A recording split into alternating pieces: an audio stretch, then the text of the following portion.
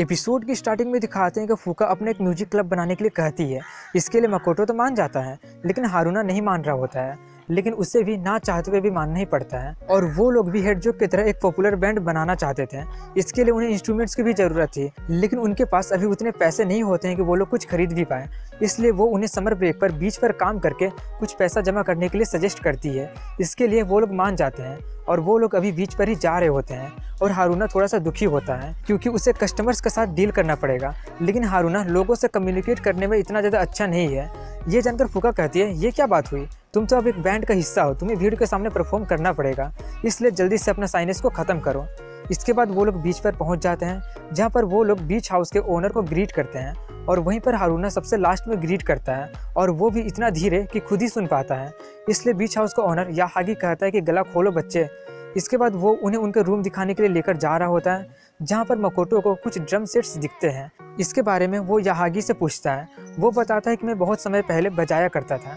इसके बाद उनका काम शुरू हो जाता है, जहाँ पर फूका और मकोटो बहुत ही अच्छे तरीके से सब कुछ संभाल रहे होते हैं। और वहीं पर हारुना सब कुछ बर्बाद कर रहा होता है और लोगों को उनका ऑर्डर रिपीट करने के लिए बोल रहा होता है। और इसका ऑर्डर किसी और को दे रहा होता है और उसका ऑर्डर किसी और को दे रहा होता है। और सभी कस्टमर से सिर्फ डांट ही सुन रहा होता है। ये देखकर याहागी के सर से पानी ऊपर जाने लगता है। इसलिए जब हारुना आकर उसे ऑर्डर बताता है तो वो कहता है कि मुझे कुछ सुनाई नहीं दिया, जोर से बोलो।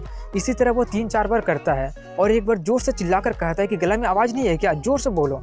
और साइड में ले जाकर उसे अच्छे से समझाता है और कहता है कि थोड़ा टाइम लेकर सोचो, नहीं कर सकते हो तो आराम से घर जा सकते हो। इसलिए हमेशा की तरह उसके साथ जो कुछ भी हुआ होता है वो उन सबको ट्वीट करते हुए सोच रहा होता है कि आखिर मैं यहाँ पर आया ही क्यों था, और वहाँ से वापस जाने के बारे में भी सोचता है। तभी वहाँ पर फूका आकर कहती है कि अब ये मत कहना कि तुम वापस जा रहे हो। वो कहता है कि मैं सब कुछ बर्बादी तो कर रहा हूँ और खुद को बार बार एम्बेरस ही कर रहा हूँ, इसलिए मेरे यहाँ से चले जाना ही बेहतर होगा। फूका उससे अच्छे से समझाती है और कहती है कि तुम ये सब इसलिए करते हो क्योंकि तुम स्ट्रेस को अच्छे तरीके से हैंडल नहीं कर पाते हो, लेकिन मुझे पता है कि तुम किसी भी काम को अपने पूरे दिल से करते हो। मैं तुम्हें अपने बैंड में इसलिए चाहती हूँ क्योंकि मुझे पता है कि तुम पूरे दिल से काम करोगे, अपना सबसे बेस्ट ट्राई करोगे। और उसे चीयर अप करके फिर से उसे वापस ले लेती है। और इस बार वो अपना काम बहुत ही अच्छे तरीके से करने की कोशिश करता है और पहली बार से अच्छा तरीके से करता भी है। और फाइनली उनका आज का काम पूरा हो जाता है, जिससे हारुना बहुत ज़्यादा थक कर फूका के पास ही सो गया होता है। ये देखकर याहागी पूछता है कि क्या वो ठीक है। मकोटो कहता है कि वो बिल्कुल ठीक है। वहीं पर हिनासी को दिखाते हैं, जो अपना एक म्यूजिक वीडियो शूट करने के लिए वही बीच पर आ रही होती है। और डे शूट होने के कारण उसके पास शाम का टाइम है, इसलिए वो खुश हो रही होती है। वहीं पर बीच पर दिखाते हैं, जहाँ पर हारुना मकोटो से पूछ रहा होता है कि आखिर फूका मुझे इतना ज़्यादा परेशान क्यों करती है। वो कहता है ये सिंपल है, वो जब तुम्हारे साथ होती है तो बहुत ही अलग बिहेव करती है, लेकिन इम्पोर्टेंट ये है कि तुम इस फैक्ट के बारे में क्या फील करते हो। ये बोलकर वो वहाँ से चला जाता है और हारुना इसके बारे में कुछ सोच ही रहा होता है कि तभी वहाँ पर फूका आकर उसे अपने साथ खेलने के लिए लेकर चली जाती है। और वो उससे पूछता है कि आखिर तुम एक बैंड क्यों बनाना चाहती हो। वो कहती है कि तुम्ही ने तो मुझे कहा था कि मुझे म्यूजिक बनाना चाहिए। हारुना कहता है तुम तो हिनासी को बहुत ज़्यादा सुनती हो, इसलिए मुझे लगा था कि तुम तो सोलो जाओगी। फूका कहती है अगर मुझे म्यूजिक ही बनाना है तो उसे मैं तुम्हारे साथ ही बनाऊंगी, क्योंकि तुम्हारे साथ बनाने में मज़ा आएगा।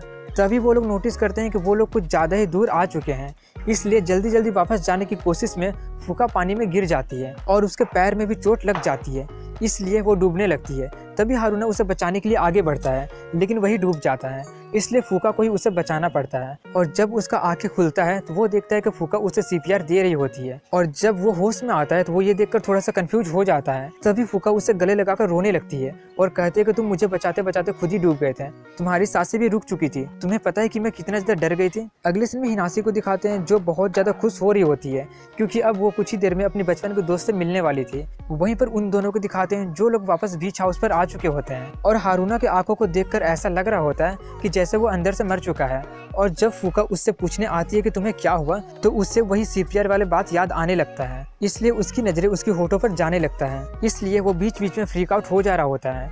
ये देखकर वो कहती है कि तुम सच में बहुत ही ज़्यादा अजीब हो। ये बोलकर वो वहाँ से जाने लगती है।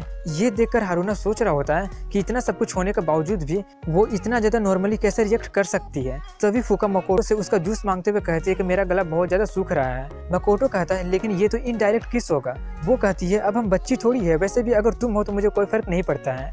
ये देखकर हारूना कहता है मुझे थोड़ा सा जलन हो रहा है। वहीं पर हारूना अकेले में बैठकर सोच रहा होता है कि फैक्ट तो ये है कि वो मुझे बस बचाने के लिए ये सब की थी। तभी वहाँ पर फूका आकर उससे कहती है कि इसके बारे में किसी को भी कुछ मत बताना। हारूना कहता है कि कुछ देर पहले तो तुम कह रही थी कि तुम्हें इनडायरेक्ट किससे कुछ भी फर्क नहीं पड़ता है। वो कहती है फर्क कैसे नहीं पड़ता है, वैसे भी वो मेरा फर्स्ट टाइम था, और इसे सीक्रेट रखने के लिए बोलकर वहाँ से चली जाती है। ये देखकर उसे थोड़ा सा अच्छा लगता है क्योंकि वो इतने देर से यही सोच रहा था कि इससे उसे कोई भी फर्क नहीं पड़ रहा है। इसलिए वो अपने बेड पर सोकर सोच रहा होता है कि उसने कहा कि इसे सीक्रेट रखना है, इसलिए इसे ट्विटर पर पोस्ट करना ठीक नहीं होगा।